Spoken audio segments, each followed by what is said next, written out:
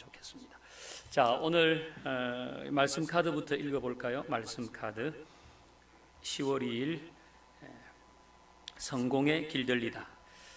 자, 전도서 2장 11절 같이 읽어보십시다. 시작. 그 후에 내가 생각해 본즉 내 손으로 한 모든 일과 내가 수고한 모든 것이 다 헛되어 바람을 잡는 것이며 해 아래에서 무익한 것이로다.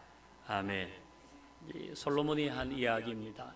이게 어떤 의미인지는 이제 나중에 한번 살펴보도록 하십시다. 자, 교재를 보겠습니다. 현대 사회는 각 개인의 성공을 통해 자신의 가치를 증명하라고 엄청난 압력을 가한다. 자상한 아버지, 성실한 남편, 현명한 아내, 건강한 자녀로 사는 것만으로는 부족하다. 뭔가 이루어야 한다. 성공해야 자신의 가치가 입증되는 것이다. 그래서 너나 없이 성공에 목매고 성취 중심적이며 대단한 인물로 알려지기를 원하고 무슨 대가를 치르더라도 뭔가 중요한 일을 하고 있는 사람으로 보여지길 원한다. 이제 어떤 얘기인지는 여러분들이 다 아실 겁니다. 뭔가 이루어야 당신은 가치 있는 사람이다. 이제 그런 분위기가 있다는 겁니다. 그러니까 뭐 당신이 좋은 아버지, 근데 당신은 뭘 이루었냐 이거예요. 네가 착한 자녀, 그럼 네 뭘 했냐는 거예요. 성공해야 자신의 가치가 입증된다. 이런 분위기입니다. 자, 1번 열망의 변질. 성공, 하나님이 허락하신 열망. 그 성공 자체는 하나님이 허락하신 열망이란 겁니다. 우리가 무의미와 씨름하고 무엇인가 성취하기 위해 몸부림치고 갈망하고 꿈꾸고 위험을 무릅쓰는 이유는 하나님이 우리를 그렇게 창조하셨기 때문이다. 어윈 맥마누스라고 하는 목사님이 이렇게 썼어요. 그러니까 우리가 뭐 해내려고 씨름을 하고 또 뭔가 이게 성취하려고 하기 위해서 몸부림을 치고 위험을 무릅쓰고 갈망하고 이런 거는 하나님 우리를 그렇게 만드셨다는 겁니다. 뭔가 의미를 쫓아가고 뭔가 이루어내고 싶고 하는 거, 그거는 정상적인 열망이라는 거죠. 자, 동그라미 2번. 그럼 이 하나님이 주신 열망이 변질되면 어떻게 되는가? 그 성공이라는 단어에 중독이라는 단어가 붙게 됩니다. 이렇게 하나님이 주신 이 열망, 이 성공에 대한 열망이 변질되면 성공 중독이 되는데, 이거는 성공 여부에 의존해서 삽니다. 성공 여부에 의존해서 사는 겁니다. 여러분, 그래서 중독 증세를 보이는 거죠. 알코올 중독은 알코올에 의존해서 사는 거 아닙니까? 뭐 약물 중독도 약물에 의존해서 사는 겁니다. 그 대상이 없이는 살 수가 없습니다. 성공 중독도 성공 여부에 의존해서 삽니다. 성공했으면 성공했기 때문에 스스로 가치 있는 사람으로 여깁니다. 만약에 나 성공 별로 못한 것 같은데, 그러면 성공 못했기에 스스로 가치 없는 사람으로 여깁니다. 둘 다 문제가 있는 겁니다. 둘 다 성공의 여부에 의존해서 사는 겁니다. 나는 나라고 하는 존재가 분명히 있는데, 그거보다 내가 뭔가를 이루었냐 이루지 못했느냐, 거기에 자신을 기대해서 산다는 거죠. 그래서 뭔가를 이룬 사람은 뭔가를 이룬 것 때문에 부작용에 시달리고, 뭔가를 이루지 못한 사람은 이루지 못한 것 때문에 또 부작용에 시달립니다. 자, 그럼 어떤 부작용이 있는가? 가하본을 보면 성공을 위해서는 주변에 미칠 악영향을 고려하지 않는다 그랬어요. 그러니까 여러분, 성공에 중독되면 내가 성공하기 위해서는 거짓말도 할 수 있고, 남 속일 수도 있고, 누구를 모함할 수도 있고, 피해를 줄 수도 있다. 이걸 서슴지 않습니다. 그런 과정에서 다른 사람들이 희생이 되는 겁니다. 동료가 희생되기도 하고, 직원이 희생되기도 하고, 결혼 생활이 희생되기도 하고, 부부 관계가 희생되기도 하고, 자녀가 희생되기도 하고, 자기 자신도 희생됩니다. 근데 이걸 대수롭지 않게 생각하죠. 그럴 수 있다고 생각합니다. 이건 사업이니까, 이거 내 가정을 위한 거니까, 내 개인적인 감정은 없어, 나 좋으라고 이러는 거야, 이런 말로 변명하면서 소중한 관계를 깨어갑니다. 그 성공이라고 하는 신전에 자기의 청춘도 바치고, 건강도 바치고, 가정도 바치고, 자녀도 바치고, 모든 관계를 바치는 겁니다. 희생제물로 다 바칩니다.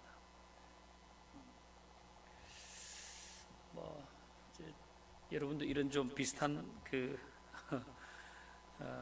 이제 분들이 계신지는 모르겠습니다. 자꾸 성공에 길들여 가는 겁니다. 뭔가를 해야지 내가 의미가 있다. 자, 그 다음 또 부작용 납은 볼까요? 성공해야 남에게 인정받을 수 있다고 생각합니다. 반대로 내가 다른 사람들에게 인정받지 못하는 것은 뭔가 이룬 게 없기 때문이다. 그렇게 생각합니다. 자기가 하는 일, 어떤 성과, 그것으로 인정받으려고 합니다. 그래서 내가 성과를 내야지 사람들이 나를 인정해 준다. 무슨 보람도 있잖아요. 어떤 일을 하면 그게 의미도 있지 않습니까? 그리고 내가 어디에 기여한다, 이런 게 다 있는데, 그것보다는 다른 사람의 인정, 그래야 내가 좀 가치 있는 사람으로 보이고, 내가 뭔가를 이루어야지 그 내 존재가 이게 증명되는 것 아닌가. 그래서 성과를 내려고 하는 겁니다. 사실 그 일은 의미도 있거든요. 그 일을 해서 좋은 점도 있는데 그것 생각을 잘 하지 않는다는 겁니다. 이제 이런 부류, 이런 좀 여기에 해당되는 분들은 남이 인정하고 칭찬을 해줘야 기분이 좋아요. 내가 얼마나 많은 일을 했는지를 막 좀 이야기하고 싶어요. 남의 칭찬과 박수가 있어야 움직일 맛이 납니다. 반대로 자신의 일에 성과가 없거나 성공적이지 않으면 매우 실망합니다. 자신은 무가치하다고 생각을 합니다. 오직 일과 성과로 자신은 증명된다. 내가 불행한 것은 성공하지 못했기 때문이다. 사람들이 나를 알아주지 않는 것도 내가 뭔가를 이루지 않았기 때문이다. 그렇게 생각합니다. 여러분, 굉장히 부작용 아닙니까? 자, 또 계속 한번 보십시오. 답은 자신의 소유로 자신의 가치가 달라진다고 생각합니다. 이것도 부작용이거든요. 성공 여부에 따라서, 그 성공 여부에 의존해서 살기 때문에 자신이 뭘 소유했느냐에 따라서, 그 정도에 따라서 자신의 가치가 달라진다고 생각합니다. 어떻게 달라진다고 생각하는가? 먼저는 뭔가 소유가 많아지면 자신의 가치도 높아진다고 생각합니다. 내가 고급 승용차를 타면 내 인생도 고급이 된다고 생각합니다. 명품 가방을 매면 내 가치가 명품이 된다고 생각합니다. 좋은 집에 살면 더 가치 있는 사람이 된다고 생각합니다. 자녀가 명문대에 가면 내 인생도 명문이 된다고 생각합니다. 그 기대에 사는 거죠. 그래서 고급 인생으로 보이려고, 명품 인생으로 보이려고, 가치 있는 인생으로 보이려고 소유에 집착을 하고, 그래서 성공의 목을 매는 겁니다. 물론 반대의 경우도 존재합니다. 소유가 적으면 자신의 가치도 낮다고 생각하거든요. 그러니까 보통 이제 우리가 성공한 사람만 성공이라고 하는 우상에 절하고 있다고 생각하는데, 여러분 그렇지 않습니다. 소유가 적어서 자신의 가치도 별로라고 생각하는 사람도 똑같이 성공이라고 하는 우상 앞에 절하고 있는 겁니다. 왜? 거기에 휘둘리고 있는 거거든요. 그 많든 적든 자신의 소유로 자신의 가치가 달라진다, 이렇게 생각하는 사람은 성공이라고 하는 신전의 향을 피우고 있는 겁니다. 여러분, 자신의 소유로 자신의 가치를 증명하려고 하는 사람은 나는 없어요. 나는 그 소유의 기생에서 사는 겁니다. 나라는 존재는 없어요. 그거 없어지면 나는 완전 벌거벗은 것처럼 되니까 자꾸 그거 가지고 자신을 나타내려고 그런단 말이에요. 그 소유 뒤에 숨어 있는 겁니다. 그거 없으면 아무것도 아닌 존재가 되어버릴 수도 있는 거죠. 이게 또 하나의 부작용이죠. 라합은 보겠습니다. 항상 남과 비교하고 또 경쟁하기도 하고 다른 사람의 성공에 배가 아파요. 배 아픈 정도가 좀 다른데 좀 많이 아픈 사람도 있고 뭐 그래요. 그래서 제가 다시 말씀드리지만 나는 썩 잘 살지도 않아. 나는 뭐 특별히 자랑할 것도 없어. 나는 자녀도 평범해. 이런 경우 자신은 성공이라고 하는 우상과는 별 상관없다고 생각하거든요, 사람들은. 하지만 다른 사람하고 자꾸 비교해요. 그러면서 경쟁심이 생기고 질투심이 생기고 그 사람이 잘 되면 막 배가 아파요.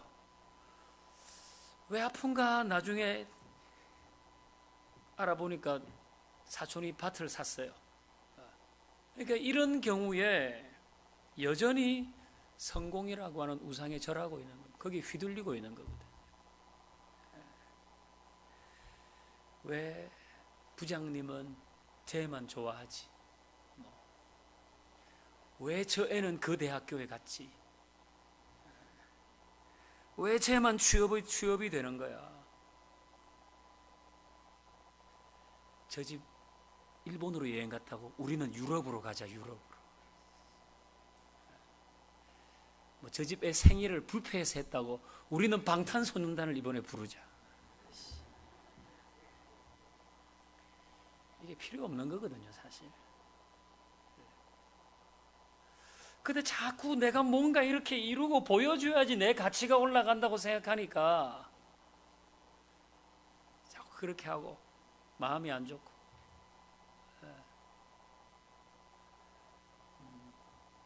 제가 지난번 새벽 기도할 때도 그렇고 언젠가도 이런 말씀드렸지만 로마서 지금 큐티하고 있잖아요. 로마서 큐티하고 로마서 12장 보면 우는 자들과 함께 울고 우는 자들과 함께 웃으라 그랬잖아요. 여러분 뭐가 더 힘들어요? 우는 자들과 함께 우는 게 힘들어요? 웃는 자들과 함께 웃는 게 힘들어요? 그래요. 저도 그래요. 웃는 자들과 함께 웃는 게 힘이 들어요. 저 사람이 좀 어려우면 가서 아이고 어떡해요 이거는 되는데 그 사람이 빵긋빵긋 웃고 있으면 같이 웃기가 힘들어요. 그러니까 우리 마음에는 다 그런 부분에 대해서 막 좀 질투심이 있고 막 경쟁이 되고 왜 쟤만 그래? 왜 저 집만 그래? 이런 마음이 자꾸 생기고 그래서 뭐 쟤보다는 잘해야지 우리 집이 더 이래야지 이렇게 자꾸 보이는 것을 가지고 뭔가 뭐 이루어야 된다고 하는 걸 가지고 자꾸 압력을 받는 거예요. 그게 다 우리 이 성공이라고 하는 우상에 절하고 있고 성공 여부에 의존해서 사는 겁니다. 자, 여러분은 이 네 가지 중에서 어떤 부작용이 좀 많은 것 같아요? 가나다라 있죠. 자, 이따가 2번 볼까요? 솔로몬의 최종 진술. 이제 솔로몬의 얘기인데요. 자, 우리 PPT로 같이 한번 읽어보십시다. 말씀을. 이 보이나요? 네, 시력이 좋으세요. 자, 같이 한번 읽어봐요. 시작. 나의 사업을 크게 하였노라. 내가 나를 위하여 집들을 짓고 포도원을 일구며 여러 동산과 과원을 만들고 그 가운데에 각종 과목을 심었으며 나를 위하여 수목 기르는 살림의 물을 주기 위하여 못들을 팠으며 남녀노비들을 사기도 하였고 나를 위하여 집에서 종들을 낳기도 하였으며 나보다 먼저 예루살렘에 있는 모든 자들보다도 내가 소와 양떼의 소유를 더 많이 가졌으며 은금과 왕들이 소유한 보배와 여러 지방의 보배를 나를 위하여 쌓고 또 노래하는 남녀들과 인생들이 기뻐하는 처첩들을 많이 두었노라. 내가 이같이 창성하여 나보다 먼저 예루살렘에 있던 모든 자들보다 더 창성하니 내 지혜도 내게 여전하도다. 아멘. 솔로몬이 누구보다도 나는 대단한 성공을 거두었다. 그 얘기 아닙니까?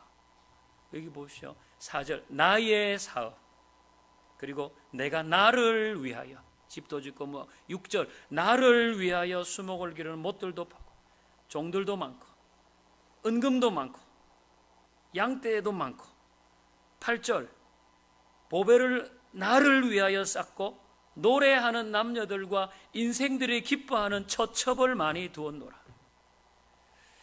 이야, 내가 이보다 창성하여 나보다 먼저 예루살렘에 있던 모든 자들보다도 더 창성하다. 지금까지 나처럼 이렇게 읽은 사람은 없다. 내가 하고 싶은 것 다 이뤘고 심지어 남녀 인생들이 기뻐하는 처첩도 많이 뒀다. 아니, 남녀들과 아니고 인생들이 기뻐하는 처첩도 많이 뒀다. 이게 뭐 좌우간 솔로몬이 자기 하고 싶은 거 다 지금 이루었고 내 하고 싶은 거 다 했다는 거 아닙니까? 그게 아주 극명하게 나타나거든. 자, 그 다음 10절과 11절을 읽어보십시다. 다음 PPT요. 자, 같이요. 시작. 무엇이든지 내 눈이 원하는 것을 내가 금하지 아니하며 무엇이든지 내 마음이 즐거워하는 것을 내가 막지 아니하였으니 이는 나의 모든 수고를 내 마음이 기뻐하였음이라. 이것이 나의 모든 수고로 말미암아 얻은 몫이로다. 그 후에 내가 생각해 본즉 내 손으로 한 모든 일과 내가 수고한 모든 것이 다 헛되어 바람을 잡는 것이며 해 아래에 무익한. 아멘. 오늘 우리가 요절로 같이 이제 읽었던 게 바로 11절 아니에요. 솔로몬이 그렇게 자기 이룰 거 다 이루었는데 그 후에 내가 생각해 보니까 내 손으로 한 모든 일과 내가 수고한 모든 것이 다 헛되어서 바람을 잡는 것이며 해 아래서 무익한 것이었다. 이렇게 말합니다. 그러니까 누구보다도 대단한 성공을 거두었지만 누구보다도 공허함에 몸부림치고 있는 거. 진짜 그럴까? 아니, 그 정도 했는데 뭘 그 공허하기를. 진짜 그럴까? 여러분, 솔로몬은 요즘으로 말하면 큰 사무실에 최고의 연봉을 받고 높은 직감을 가지고 각종 수상 경력이 있고 다양한 인맥이 있고, 그래서 많은 사람이 흠모하는 성공의 정점에 도달한 겁니다. 그런데 그게 헛되다는 것을 깨달았다는 거예요. 그 성공이 마음에 있는 갈망을 채워주지 못했다는 겁니다. 성공으로 자신의 가치를 입증하려고 하는 것, 그걸로 만족하려고 하는 것, 그게 불가능한 일이고, 뭘 이룬 것을 가지고 자기를 만족시키려고 그러면 이루면 이룰수록 힘들다 하는 겁니다. 자, 이제 그 아래에 있는 우리 다음 페이지에 있는 글을 한번 읽어볼까요? 이 가수 마돈나가 이제 이렇게 쓴 글입니다. 마돈나는 뭐 저보다 여러분들 잘 아시죠? 나는 강철 같은 의지를 가지고 있다. 무언가가 부족하다는 끔찍한 공포를 이겨내기 위해 언제나 내 모든 의지를 쏟아부었다. 그 순간을 한 차례 넘기고 나면 내가 특별한 사람임을 깨닫지만 그런 다음 또 다른 무대에 서면 내가 평범하고 시시한 사람이 된 것 같다. 이런 일이 반복되고 또 반복된다. 평범해질지도 모른다는 끔찍한 공포심이 내 인생을 움직이게 하는 힘이다. 그러나 그 공포가 나를 몰아붙이고 또 몰아붙인다. 이미 대단한 사람이 되었건만 여전히 나는 대단한 사람임을 증명해 보여야 한다. 이런 나의 투쟁은 끝난 적이 없고 앞으로도 절대 끝나지 않을 것이다. 그 성공으로 보자면 정말 성공한 가수 아닙니까? 마돈나. 우리도 그 이름을 알 정도니까. 그런데 거기에 만족이 없다는 거예요. 그 더 큰 성공을 원하는데 그것도 하고 나면 또 조금 있으면 또 별 만족. 이게 자꾸 반복되니까 이제는 공포심이 생기는 거예요. 그러니까 자꾸 그 압력이 니 자꾸 뭔가를 이루어야 된다. 이게 자기를 몰아붙이고 또 몰아붙이는데 이거는 앞으로도 끝나지 않을 것 같다. 이게 얼마나 화려하지만은 힘든 인생입니까? 이게 화려하지만 공허한 인생이거든요. 자, 이제 3번 참 중요한데요. 이제 성공이라고 하는 우상에서 벗어나려면 어떻게 해야 되나? 자, 1번 우리 같이 한번 읽어보십시다. 시작. 진이가 아닌 주님으로 섬기라. 여러분, 진이는 뭔 줄 알죠? 진이는 그 월트 디즈니 애니메이션 알라딘에 나오는 캐릭터 아닙니까? 그 그림에 있는 그대로. 그 뭐라 그러죠? 램프의 요정이죠. 램프의 요정. 그 램프를 슥슥슥슥 비비면 진이가 나와서 다 이렇게 팔을, 주인님 뭘 도와드릴까요? 이렇게 소원을 말해보세요. 이렇게 하잖아요. 근데 여러분, 성공이라고 하는 우상에서 벗어나려면 하나님을 진이로 알면 안 돼요. 주님으로 알아야 돼요. 주님으로. 그러니까 여러분, 그 아래 이 질문은 뭐 더 가까이라고 하는 책에 쓰이는 질문인데요. 그 질문도 같이 한번 읽어볼까요? 저 여기 불 좀 더 켜주실래요? 이제 볼 거 없으니까 불 좀 더 켜주세요. 네. 자, 우리 3번의 그 1번의 밑에 화살표 같이 한번 읽어보십시다. 시작. 만약 램프의 요정 진이가 실제로 존재하고 내 앞에 있다면 진이에게 소원을 빌겠는가? 주님께 기도하겠는가? 그러니까 이 램프의 요정 진이가 그 슥슥슥 비비면 딱 나와가지고 소원 3가지를 말해보세요. 그 무슨 소원이든 들어주잖아요. 그 실제로 그 램프의 요정 진이가 여기에 탁 내 앞에 있다고 할 때 진이에게 소원을 빌겠는가? 아니면 주님께 기도하겠는가? 이거예요. 여러분, 대답은 뭡니까? 옆에 누가 있는가 보고? 옆에 누가 있는가 보고? 여러분, 어떻게 하시겠어요? 기도하시겠어요? 아니면 진이에게 비시겠어요? 진이에게. 이 갈등 아닙니까? 갈등. 저도 갈등하겠어요. 옆에 누구 있나 없나 한번 보고 이렇게.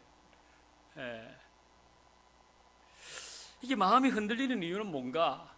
이제 이 책에 이렇게 이유를 3가지 썼어요. 첫 번째는 진이는 비비면 나온다는 거예요. 비비면 나오는데 하나님께는 간절히 기도해도 응답이 안 될 때가 많다는 겁니다. 진이는 그냥 비비면 나오는데 하나님께는 내가 간절히 기도해도 응답이 없을 때가 있다는 거예요. 그래서 갈등이 생긴다는 겁니다. 2번째, 진이에게는 무엇이든지 3가지 소원을 말하기만 하면 돼요. 뭐든지. 여러분, 3가지 뭐 말씀하시겠어요? 3가지 한번 말해보세요. 뭘?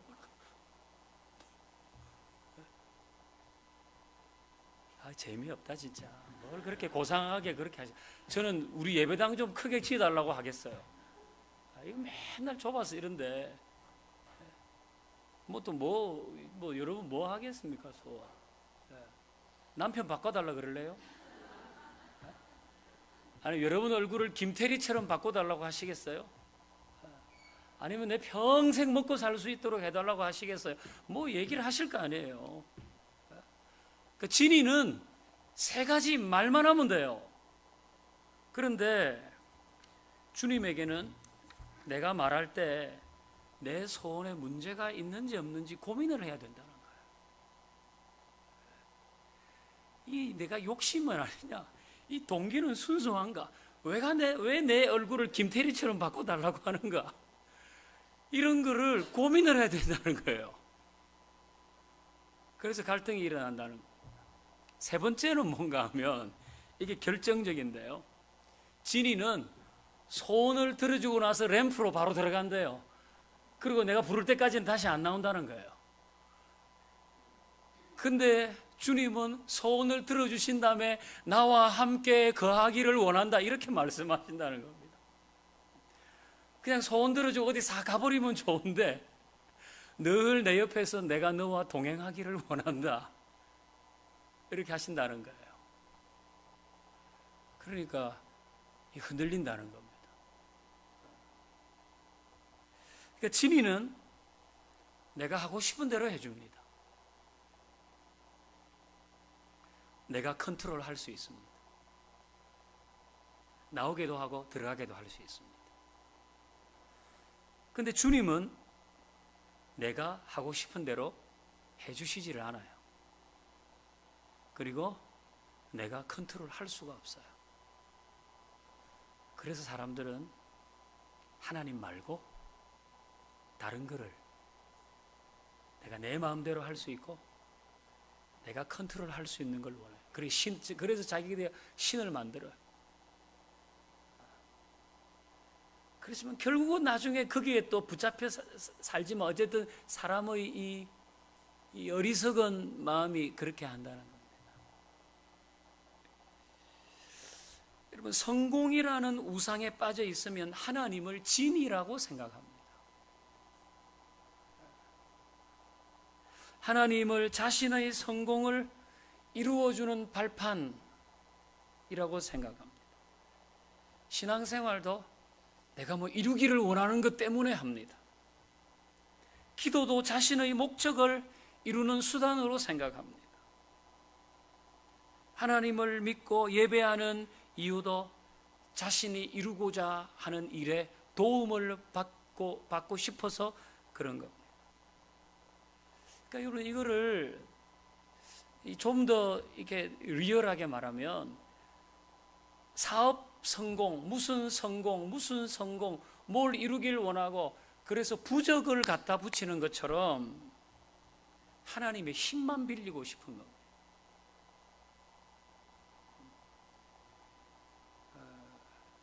내가 원하는 모든 것에 대해서 하나님 묻지도 말고 따지지도 말고 그냥 이루어 주셔야 한다. 이게 하나님을 진의로 생각하는 거예요. 그런데 여러분 우리가 알듯이 하나님은 진의가 아니시잖아요. 하나님은 우리 주인이시거든요. 내 마음대로 부릴 수 있는 진의가 아니라 하나님은 나의 주인이시죠. 주님이신 겁니다. 그 주님으로 섬겨야 합니다.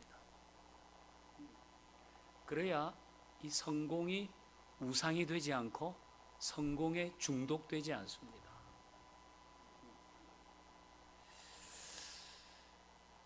그래야 하나님이 주신 그 열망으로서의 성공을 이루어갈 수 있는 겁니다. 그러니까 하나님은 나의 주님이시니까 하나님을 주님으로 대해야지 지금 내 바람에는 문제가 없는지 내 바람은 이 주님의 생각에서 벗어나지가 않는지 그걸 좀 분별할 수 있지 않겠습니까?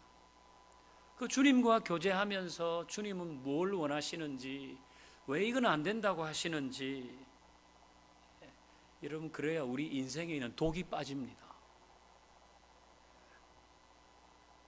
그렇지 않으면 내가 주님을 주인으로 생각하고 그 주인이신 주님 앞에서 이것도 좀 돌아보고 저것도 돌아보고 내가 지금 이렇게 하자고 하는 것은 지금 어떤 것인가? 이렇게 주님을 주인으로 생각해야지 우리 인생에 있는 불필요한 것들이 하나 둘씩 빠져나가는 겁니다. 그래서 우리가 이 성공이라고 하는 우상에 목매지 않으려 그러면 하나님을 진이라고 생각하면 언제나 내 주인이라고 생각하고 하나님께 컨트롤을 받으려고 해야 됩니다. 그래야 당당한 성공할 수도 있고 실패도 당당합니다. 그럴 때는. 그래야 자신의 가치를 성공의 여부에 두지 않습니다. 그래야 자신의 소유로 자신의 가치를 매기지 않습니다. 그래야지 성공의 여부로 교만하게 하거나 비굴하거나 이렇게 하지 않는 겁니다. 언제나 하나님은 주님이시다. 진이가 아니다. 이런 생각해요. 자, 또 우리 성공이라는 우상에서 벗어나려면 2번 같이 읽어볼까요? 동그라미 2번 시작. 피로사회의 소모품이 되지 말자. 그래서 여러분이 피로사회라는 책을 여러분도 읽어보셨을 겁니다. 이게 한병철이라고 하는 독일에서 이제 교수를 하시는 우리 한국 분이 이 책을 썼는데요. 그러니까 뭐 이제 내용은 현대 사회가 필요하다 그러냐, 그 왜 필요하냐 그걸 얘기하거든요. 그러니까 여러분 긍정이라고 하는 거는 좋은 거 아닙니까? 긍정이라고 하는 건 좋은 건데 우리 사회는 과잉 긍정을 한다는 거예요. 과잉 긍정. 그러니까 뭔가 하면, 이 지금 개방된 사회에서 네가 원하는 것은 뭐든지 할 수 있다. 그 소위 말하는 그 희망 고문이라는 거하고도 비슷한 겁니다. 지금은 무엇이든지 할 수 있는 무한한 긍정의 사회고 또 너는 무한 긍정의 존재이니까 얼마든지 성과를 낼 수 있다. 너는 얼마든지 성공할 수 있다. 성공의 사닥다리를 타고 정상으로 올라가라. 너도 정상에 설 수 있다. 네 인생도 한 방에 풀릴 수 있다. 등등 이 성공에 대해서 과잉 긍정을 한다는 거예요. 여기저기에서. 그래서 실제로 TV 같은 데 보면 나오잖아요. 서민갑부 이런 거 나오잖아요. 여러분도 그런 거 한번 보셨어요? 서민갑부. 서민도 얼마든지 갑부가 될 수 있다. 대박 음식점 이야기 나옵니다. 인생 역전의 성공 신화들이 소개됩니다. 그런데 막상 현실은 일이 안 풀리는 사람이 더 많아요. 현실은 될 거라고 시작했는데 주변 사람들도 그 될 거라고 얘기했는데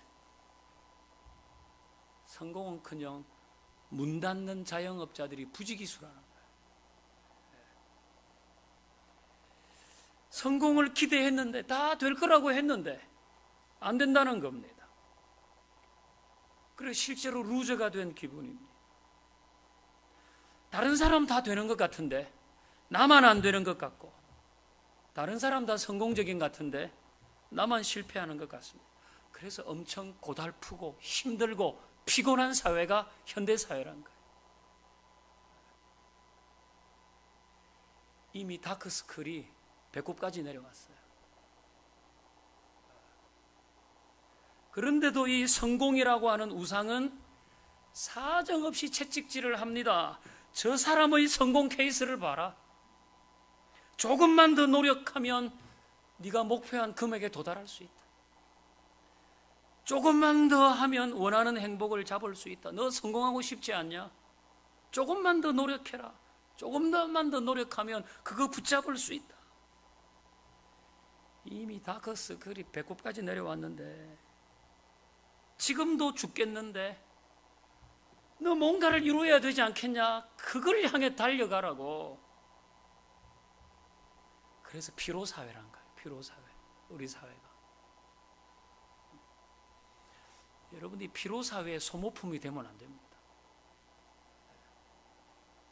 피로사회의 소모품이 되면 안 됩니다. 그 자꾸 조금만 더 하면 되나? 저 사람 뭐라고 저 사람? 여러분 자신을 지켜야 되는 거예요. 자신을 지켜야 돼요.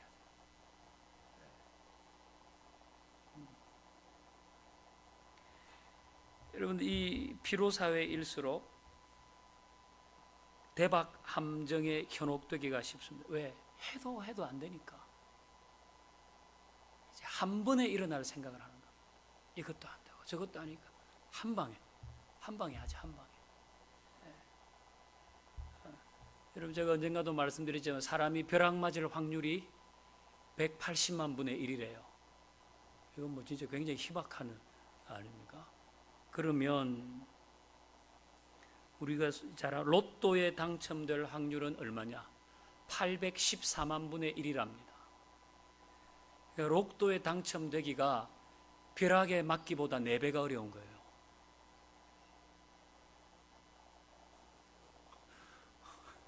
그 정도인지는 모르셨다는 표정인데 그래도 되는 사람이 있던데 그런 표정이지. 로또에 맞을 확률이 벼락 맞을 확률의 4분의 1밖에 안 되는 겁니다. 그런데도 여러분, 그러니까 로또 일주일에 한 번씩 나오죠. 하여튼 다 사보셨잖아. 뭘 또 일주일에 한 번씩 나오는 거 맞습니까? 그러면 일주일에 한 번씩 3만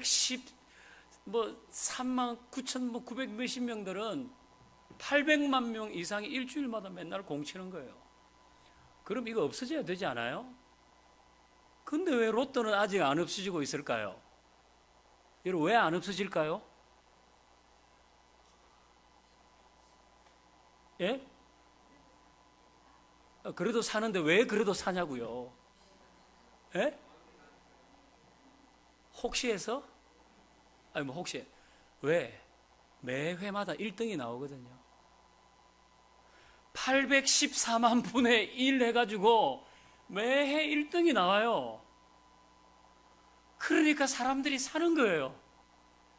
그게 814만 분의 1이라는 건 모르고 매 회마다 1등이 나오니까 그 복권을 사는 거예요.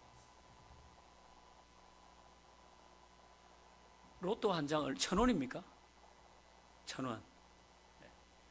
앞으로는 나더에 와서 커피를 드세요. 그냥 커피를 드세요. 그거 살 때마다 여러분 세상을 원망합니다. 그거 살 때마다 아이고 나는 왜 이렇게 재수가 없냐. 그리고 돈 주고 그런 생각을 왜 하겠습니까? 그거 사서 안 될 때마다 내 인생이 왜 이렇게 안 풀리냐. 그야말로 성공이라고 하는 우상에게 가서 자기 몸을 바치는 겁니다. 그러니까 나도 와서 커피를 사 드세요. 우리 사회가 이게 피로 사회입니다. 진짜 다 피로. 그 뭔가를 계속 쫓아가라고 이렇게 하니까 또 막 되는 사람이 있다고 막 얘기하니까 그래서 그 성공이라고 하는 재단에 자기 희생제물로 다 바치는. 그리고 그래도 안 되니까 야, 한 번에 일어날 수 있는 거 뭐냐. 그러니까 이 로또를 사는 거는 그래도 애교라고 봐주십시다. 애교. 1,000원에 어제 꿈을 잘 꿨으니 감 사보자. 뭐 이래가지고 뭐 하는 거. 근데 여러분 하다가 마지막에 몰빵을 합니다. 이제 한 방으로 일어나자. 근데 그게 자기에게 치명적이 되면 진짜 성공이라고 하는 그 재단에 완전 불살라 버리는 겁니다. 여러분 피로 사회일수록 이 한 방으로 대박을 쳐야 된다고 하는 유혹이 굉장히 많습니다. 한 방으로. 그래서 그걸 투기라고도 얘기하는데 본인은 다 투자라고 생각해요. 본인이 하는 걸 투기라고 생각하는 사람은 아무도 없습니다. 그건 다 투자라고 생각합니다. 근데 조심하셔야 되거든요. 조심하셔야 돼요. 피로 사회일수록 한 방으로 문제를 해결하는 유혹이 엄청 많습니다. 모든 걸.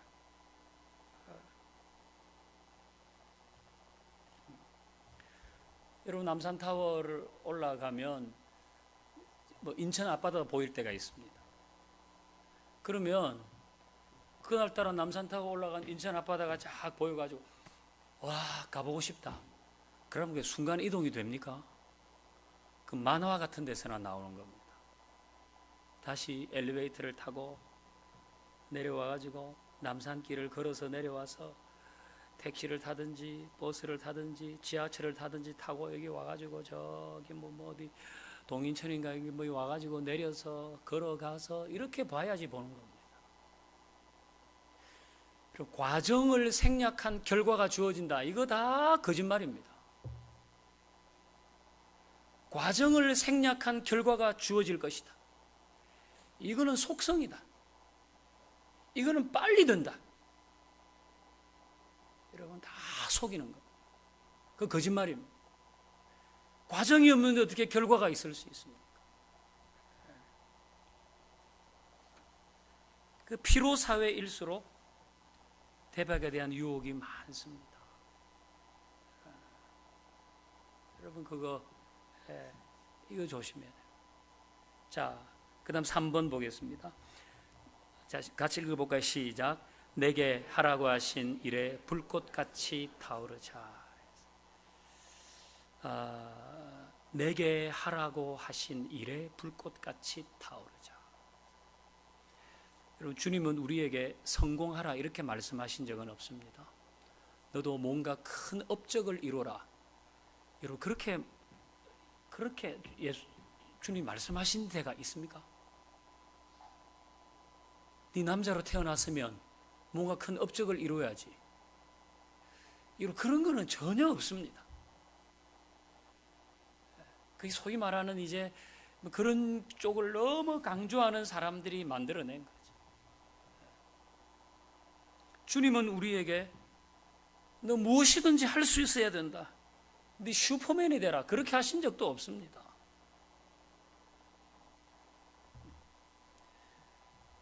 주님은 우리에게 너 뭔가를 이루어야지, 너 성공해야지. 그렇게 하시지 않고 나에게 하라고 하신 그 일을 발견하고 그 일을 자부심 있게 하라. 그렇게 말씀하셨습니다. 자, 그게 무슨 얘기인가 하면 예수님께서 십자가에서 운명하실 때 다 이루었다 그렇게 하셨잖아요. 다 이루었다. 그런데 여러분 실제 예수님께서 그동안 공생의 3년 동안에 사람들을 만나서 하셨던 여러 가지 일들을 비추어 볼 때 예수님이 다 이루신 게 아니잖아요. 여전히 병든 사람이 있고 여전히 가난한 사람들이 있고 여전히 정신적인 문제를 겪는 사람이 있고 여전히 있는데 예수님은 다 이루셨다 이렇게 말씀하셨다는 거예요. 그 예수님이 말씀하신 다 이루셨다는 뭔가 하면 이제 그 아래 가번 말씀에 이제 그 비밀이 들어 있어요. 우리 가번 같이 읽어볼까요? 가번 시작. 아버지께서 내게 하라고 주신 일을 내가 이루어 아버지를 이 세상에서 영화롭게 하였사오니 아멘. 아버지께서 내게 하라고 주신 일을 이루었다는 겁니다. 그 예수님이 다 이루신 것은 아버지께서 내게 하라고 주신 일이란 겁니다. 내게 하라고 주신 일.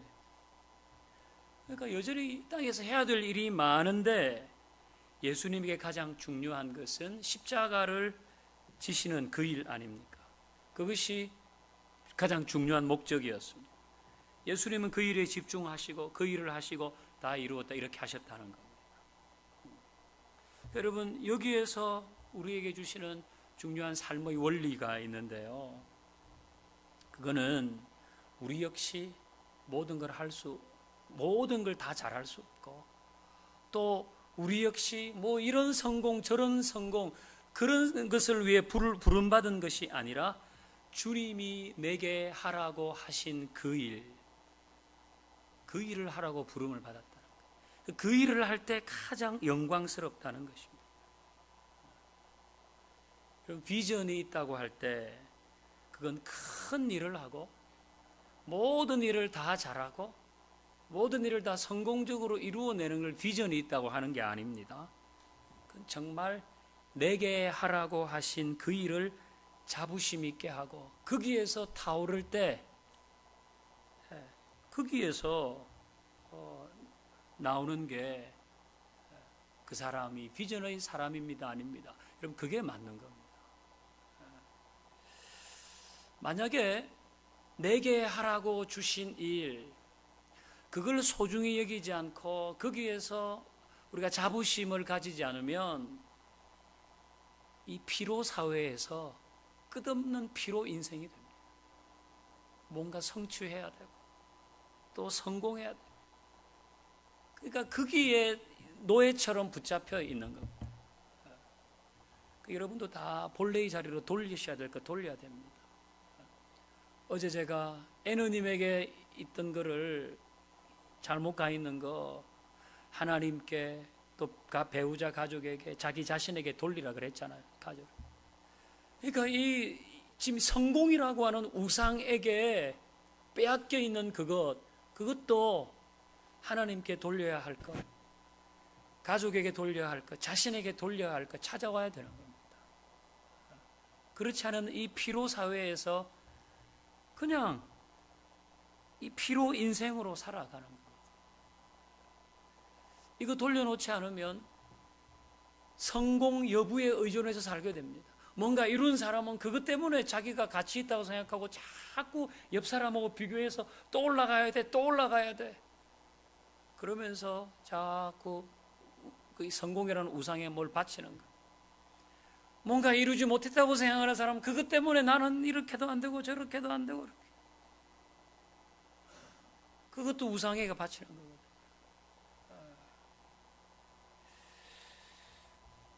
여러분, 저는 제가 이거 준비하면서요, 나한테 무슨 우상이 있나 생각하면 저는 성공인 것 같아요. 성공. 저에게 성공이 우상인 것 같아요. 그러니까 여러분이 뭐 좀 느끼시겠지만 뭔가 일을 하고 성취를 하고 뭘 일을 이루어가고 그런 걸 저는 좋아하거든요. 근데 좋아하는데 진짜 그거를 통해서 내 인생의 의미를 자꾸 찾아가려 그러면 이건 심각한 문제가 생기겠구나. 아니, 내가 어떻게 평화교회 담임 목사로 있어 지금 10,000명 되는 교회로 가야지. 이거 되지도 않는 일인데 제가 만약에 그렇게 저를 달달 볶는다고 생각해 보십시다. 저만 힘들겠습니까? 맨날 여러분들한테 전도 안 온 사람 막 출석 부르고 이러면 어떡할 거예요? 헌금한 사람 명단 부르고 막 이런 식으로 막 하고. 그럼 다른 제 주변에 있는 사람, 우리 가족 힘들고 다 되지도 않을 일인데 자꾸 거기에 목을 매는 거예요. 거기에 그래야 내 인생이 10,000명 교회의 목사가 되는 거지. 그래야 사람들이 나를 알아줄 거 아니야.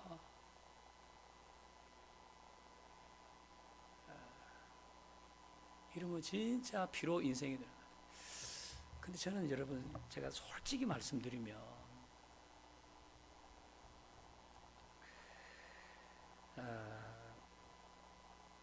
제가 이제 우리 평화교회에 올 때 이제 벌써 한 8년 전입니다.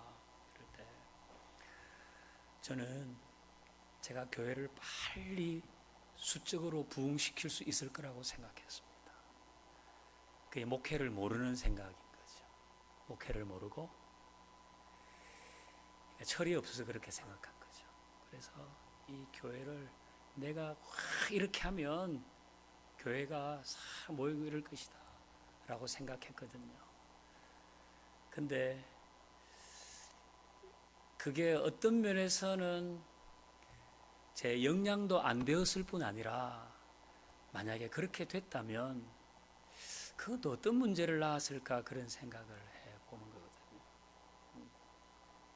만약에 제가 하나님께서 내게 하라고 주신 일이 지금 평화교회를 잘 목회하고 교인들과 함께 영적으로 잘 자라가고 이게 나에게 하라고 주신 일인데 이 나에게 하라고 주신 여기에 막 불꽃처럼 타오르지 않고 자꾸 또 다른 성공 여부에 의존해서 내가 자꾸만 살려고 이렇게 한다 그러면 여러분 이건 진짜 우상에게 가서 내 목을 바치는 거하고 똑같거든요. 그러니까 여러분도 마찬가지입니다. 저는 뭐 그렇다고 해가지고 이게 안주하자 이런 얘기는 뭐 절대 저는 그런 성격도 아니고 여러분도 지금 뭔가를 하고 계시잖아요. 근데 그거를 자꾸 다른 사람들이 하고 있는 것, 누군가가 하고 있는 것, 그거하고 비교해가지고 그래서 그것 때문에 내가 저기까지 못 올라가기 때문에 지금 나는 사람들이 나를 이렇게 평가할지도 몰라. 내가 저기까지 못 올라가기 때문에 내가 지금 내 가치가 증명이 안 되고 인정을 못 받고 여러분 그렇게 자꾸 자기를 몰아가면 지금 여러분들이 하고 있는 일에 뭘 재미가 있겠습니까? 그게 무슨 의미가 있겠습니까? 계속 신기루를 따라가는데 어떻게 거기에서 불꽃처럼 타오를 수 있겠습니까?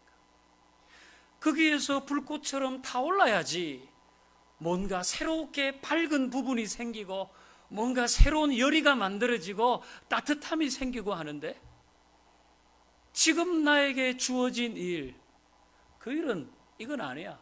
자꾸 뭔가에 지금 의존해가지고 그걸 통해서 나를 증명하려고 자꾸 하면 이거는 진짜 우상에게 매번 절하고 있는 것과 마찬가지죠. 그러니까 교회에 나와서 신앙생활을 해도 예배를 드려도 늘 별로 좀 기분이 안 좋아요. 여러분 교회는 여러 사람들이 모인 곳 아닙니까? 근데 이런저런 일로 자꾸 그러면 여러분 우리가 이 인생을 앞으로 살아봐야 몇 년을 더 살겠습니까? 계속 그런 식으로 우리 인생을 살아가면 그게 뭐가 이게 우리한테 유익이 있겠습니까? 그러니까 나에게 하라고 하신 일 거기에 불꽃처럼 타오르는 거 중요해요. 그러니까 이거는 이제 제가 성경적으로 말한 건데 아까 그 피로사회의 결론도 그겁니다. 피로사회의 결론도 스스로가 하는 일에 만족함을 가져야지 피로사회의 재물이 안 된다 그랬어요. 스스로 지금 내가 뭘 하고 있든지 그리고 거기서부터 뭐가 이루어지는 거예요. 여러분 이거는 여러분의 생활에 안주하세요. 여러분 그런 얘기는 결코 아닙니다. 여러분이 다 구별해서 들으실 줄 알고. 근데 4번 이제 마지막으로 보십시다. 성공 기반 정체성과 결별해야 돼요. 자, 그 밑에 같이 읽겠습니다. 시작. 나의 가치는 내가 성취한 일에 달려 있는 것이 아니라 나를 위해 성취된 일에 달려 있다. 참 전 중요한 이야기를 생각한대요. 내 가치는 나의 기본적인 가치는 내가 뭘 성취했느냐 거기에 달려 있는 게 아니란 겁니다. 그게 아니고 나를 위해서 성취된 일이 있어요. 나를 위해서 성취된 일. 그게 뭔가 우리 그 아래 나번 같이 읽어볼까요? 나번 시작. 내가 주께 감사함은 그 아래도 읽어보겠습니다. 시작. 영접하는 자 곧 그 이름을 믿는 자들에게는 하나님의 자녀가 되는 권세를 주셨으니 이거는 우리를 위해서 성취된 일입니다.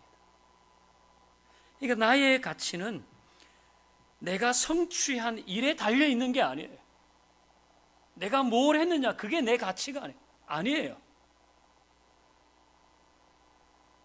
나를 위해서 성취된 일 그것에 달려 있다는 것. 그래서 주님이 우리를 심히 기묘하다 이렇게 말씀하시고 우리를 하나님의 자녀라고 말씀하시는 거 아닙니까?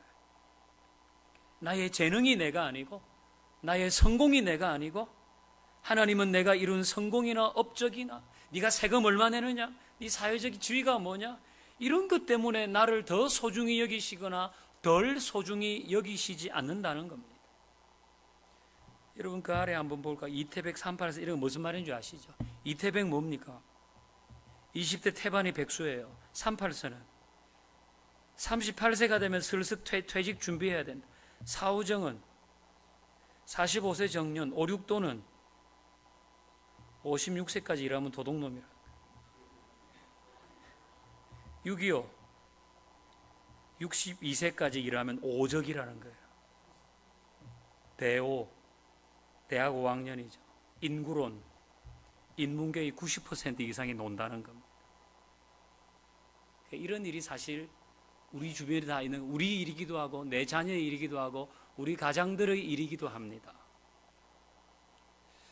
그런데 이런 걸로 인해서